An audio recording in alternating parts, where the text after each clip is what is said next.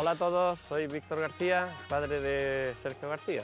El principio de Sergio le cuesta un poquito entrar en juego, ha entrenado bien y los dos torneos que ha jugado en Abu Dhabi estuvo ahí en la pelea para poder ganar el último día.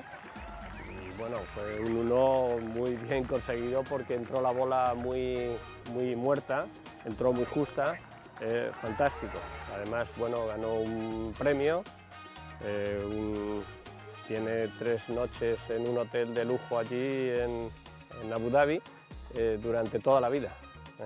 Y en Qatar, pues faltaban 9 hoyos y se puso colíder con Paul Lawrie.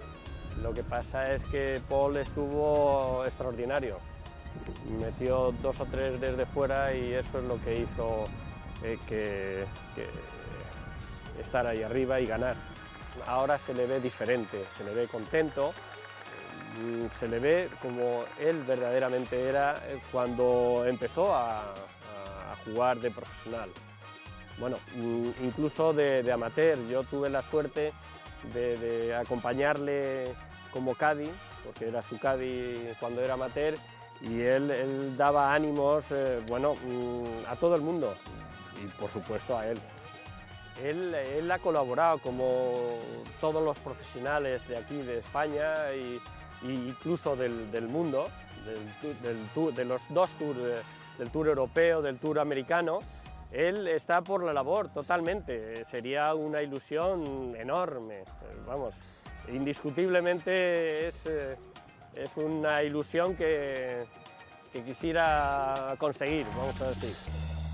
Ara pots ser solidari i Sergio García participa en el telemarató de Gent per Gent de Canal 9 el passat 10 de desembre, un telemarató on es va sortejar una partida de golf amb ell, una partida que se celebrarà el mes que ve. I bueno, la proposta és passar una jornada amb ell, tota una jornada. Tota una jornada, tot un dia jugant amb Sergio García, és a dir, com si fos un màster de golf. Efectivament, Carolina, com si fos un màster. Es tracta de passar una jornada completa al Club Mediterráneo de Castelló, 18 forats, jugar amb ell i amb son pare, amb Víctor García. Pues me parece una cosa fantástica, pero sobre todo para lo que es el dinero, para dónde va, para la gente que lo necesita. Eso es la mayor satisfacción que nos puede dar.